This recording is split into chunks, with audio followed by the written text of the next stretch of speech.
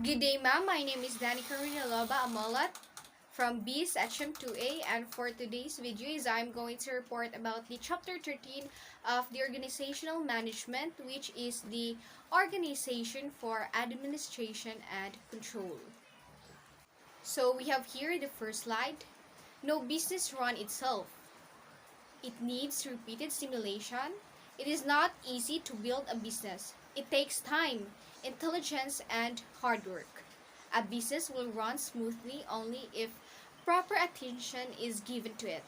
A group of unarranged machine, a body of unarranged worker, and a pile of unassembled materials do not make a going concern as to what is to be produced, to whom it may be sold, who is to do each part of the work, and with when the goods are to be finished, whether the quality is satisfactory, how much money is to be collected and paid out, and how to settle a wide range of problems. All of these must be administered and be controlled. Moving on to the next slide, we have here the management problems. Management problems may be groups, namely, first we have here the problems of policy. Problems of policy, which involve the setting of major objectives and formulating plans of action for their attainment. And the second one, problems of organization, which involve the classification of activities into administrative groups, fixing responsibility for the performance of each group, and providing for the performance of each group, and providing for the proper coordination of all the groups in order to cooperate effectively in the attainment of the objectives. And the third one is the problems of personnel, so which involve the procurement, development, and use of individuals to perform the responsibilities established by the organization plans. And the fourth one is we have here the problems of facilities, which involve procurement, maintenance, and use of the physical factors needed in the performance of the operations and necessary in the attainment of the objectives. And the fifth one, or the last one, is the problems of method, which involves the use of routines and procedures required to perform effectively the operation necessary to attain such objectives established by the policies. And moving on to the next slide, we have here the administration and management.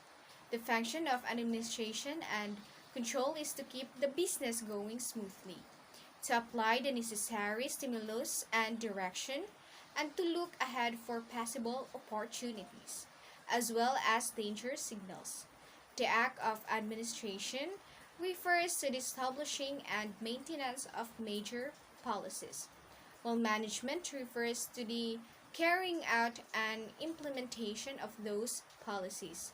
Administrative management is the process of managing information through people, and this usually involves performing the storage and distribution of information to those within an organization. A large number of roles within the business requires some element of administrative management. And moving on to the next slide, we have here the elements of control. So, control is ordered to be effective, must be afforded with necessary elements such as authority and knowledge, guidance and direction, constraint and restraint. So, to exercise control, the manager must be able to know what the situation is and what it should be. He should know what to do to bring the situation into line. Equally important is to have authority to undertake necessary and appropriate action. So, in the execution of control, the manager, therefore, must have his lines of communication established, open, and functioning. So, in every management problem, there is present a multitude of elements and conditions. So, some these are desirable and which the manager would like to retain. So others are undesirable and have to be eliminated or discarded. Controlling, therefore, is the conscious directing or influencing of certain causes so that certain desired result could be effected. Control is a function of management which helps to check errors in order to take corrective actions. And this is done to minimize deviations from standards and ensure that the stated goals of the organization are achieved in a desired manner. So, according to modern concepts, control is a forcing action. Earlier concepts of control were only used when errors were detected. Control is management includes setting standards, measuring actual performance, and taking corrective action in decision making.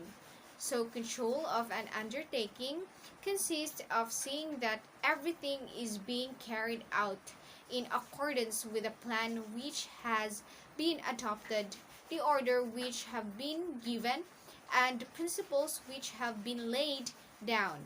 So its objective is to point out mistakes in order that they may be rectified and prevented from recurring. Moving on to the next slide, we have here the administrative controls. So, a basic task of management has to do with control, together with planning, organizing, coordinating, and directing. Control is one of the functions of management. When management introduces rules and regulation, standard operating procedures, and standing orders, and when it sees to it that these are followed in order to attain the company's objectives, it is establishing and enforcing controls. Production control, earlier discussed under manufacturing, is a form of administrative control, so is an inspection. So the most common form of administrative control, however, is budgeting. Administrative controls, also called work practice control, and are used in the workplace to reduce or limit the exposure to a specific hazard. And this kind of hazard control works by changing how work is done when elimination, substitution, or the use of engineering controls is not feasible. And moving on to the next slide, we have here the budget. The budget is a collection of estimates of income and expenditures for a future period based upon past experience, present condition, and anticipated future trends. The budget is a tool of management whereby it hopes to achieve the highest reasonable expectation of operating efficiency. The business budget, being a tool of management, is only useful as the care with which it is prepared and the manner it is followed. And it makes management regularly study financial conditions, the markets for the company's products, and properties of the general market. And it points out disruptive or unusual elements that must be given carefully, and it brings out a coordinated use of systems of accounting, books, records, and finding of research. A budget may cover a single item of expense such as the advertising budget, or it may cover an inter-department's activities such as the sales budgets or the purchasing budget. So when the term budget is used singly, however, it is usually referred to the budget of the business enterprise. The budget may be prepared in terms of months, or quarter, or for a year, and it should be long enough to include complete cycles of seasonal fluctuation of volume, production, merchandise, turnover, and financial operation.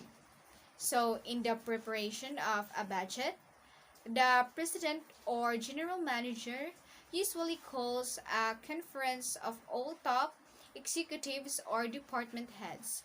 The general plans for the coming budget periods are taken policy after which important changes in the department policy are up. So the conference discusses changes in company and made known to the rest. The department heads prepare their own respective budgets, which are turned over the budget officer for coordination.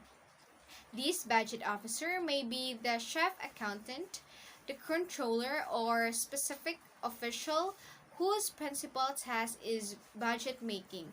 So this coordination of department budgets and their integration into the overall budget may be work of a budget committee. So if an other conference of all the department heads is found necessary, one may again be called, and in preparing the separate budgets of departments, the cell budget is usually attended to first. And this is because the largest part of the income of any company comes from sales, and the forecast of sales for the coming budget period will from the basis of the other departmental budgets. And sometimes a sales expense budget is prepared separately, and the cost of maintaining the sales department, salaries, overhead, and the like are included. Sales promotion may be part of sales expense, and if important enough that it also occupy a separate item in the overall budget. The production budget is geared to meet sales requirements. What are the physical quantities to be produced, and how much finished goods are on hand, and how many should be on hand at the end of the period. And also, what are the physical requirements of plant, and how much production can also company finances permit. All these questions have to be answered, and the production budget enables maintenance of an even rate of production and cuts production cost, timing, and schedules are attended. So, in preparing the purchase budget, inventories are checked and production requirements, both as to volume and as to value, are carefully studied. And the purchase budget is usually broken up into monthly budgets to make the financial needs clear and to find out when the company needs money the most. The financial budget gives probably income and expenses over the whole period to enable management to see the overall financial picture and arrange for loans or other sources of finance. The business budget must be continually compared with the actual performance once the budget period gets underway, and it should be adaptable and permit revision not originally foreseen. And moving on to the next slide, we have here the government controls. So business in the Philippines is essentially characterized by free enterprise, but with many elements of government control. The business enterprise and the company as a whole are subject to a pervasive and comprehensive scheme of government controls. Government controls may consist of regulations, regulatory agencies such as Securities and Exchange Commission, the Public Service Commission, and the Insurance Commission are quite well known and exercise familiar functions. The government enforcement of pure food laws, labor laws, social security, anti-monopoly laws, and even tariff customs and revenue codes is an example of government controls of business. Public control may become more direct when a government agency invests sizable amounts in a business or buy it outright. Loans from government financing institutions are often accompanied by government officials sitting in meeting of boards of directors of private corporations. And moving on to the next slide, we have here the accounting controls. Accounting has been defined as the collecting, summarizing, analyzing, and reporting in monetary terms of information about the business. So accounting provides information for two distinct groups. It gives information on the company's finances to stockholders, government offices, creditors, banks, and other outsiders. As a tool of control, however, it is given information to management to enable it to realize the company's objectives. As a tool of control, accounting communicates to all personnel in concrete terms of pesos and centavos, just what management want the employees to do. It motivates personnel and enables review or checking up for their efforts and enables activities cost accounting, and it also enables a special branch of accounting effective operation based on accurate cost information. So implementing by a firm to help ensure the validity and accuracy of its financial statements. The accounting controls do not ensure compliance with laws and regulation, but rather are designed to help a company operate in the best possible manner for all the stakeholders. So we have here the key takeaways about accounting. So accounting controls are put in place to ensure a firm operates efficiently above and provides accurate financial statement. And next, it complies with the laws and regulations are not the purpose of accounting control, but rather to help a company and be the best version of itself for all the stockholders. And next, the three main areas of accounting controls are detective controls, preventive controls, and corrective controls. And also, the purpose of implementing accounting control is to ensure that all areas in the organization avoid fraud and other issues, improve efficiency, accuracy, and compliance. Every firm will have different accounting controls in place depending on their type of business. However, there are three traditional areas that are the most common when it comes to accounting controls: detective controls, preventive controls, and corrective controls. So we have here the last slide, which is the importance of controls. Controls give the useful advantage of planning, waste inefficiencies, and dishonesties becomes known and may be easier avoided. Controls bring out condition which otherwise would remain unnoticed. More important, future problems are provided for since controls are intended to keep an enterprise focused on its objectives. Goals and objectives are formulated in clearer and more concrete form. So controls increases initiative, bring about coordination, and promote cooperation. Controlling detects any kind of deviation and according corrective actions are implemented. So this helps in reducing the gap between expected and actual results, and in this way it helps in achieving the organizational objectives. Controlling is regarded as an important management function. So those it is something that every manager needs to perform in order to exercise control over his subordinates. Proper controlling measures are often found to be helpful in improving the effectiveness of the other functions of the management. And we have here the controlling insurance efficiency and effective use of the resources of the organization in order to achieve the organizational objects. The success of an organization, those stress of effective controlling, let us look at some of the points which show the importance of controlling in an organization. So first, achieving organizational objectives. Controlling is implemented with the purpose of taking care of the organizational objectives, and controlling detects any kind of deviation and accordingly corrective action are being implemented.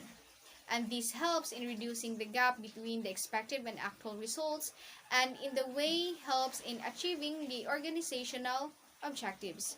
And the second, coping with changes. An organization has to put up with many changes in environment, which can be emergencies of new products and technologies, change in government regulation, or change in strategies of the competitors. And the third one is the efficient use of the resources.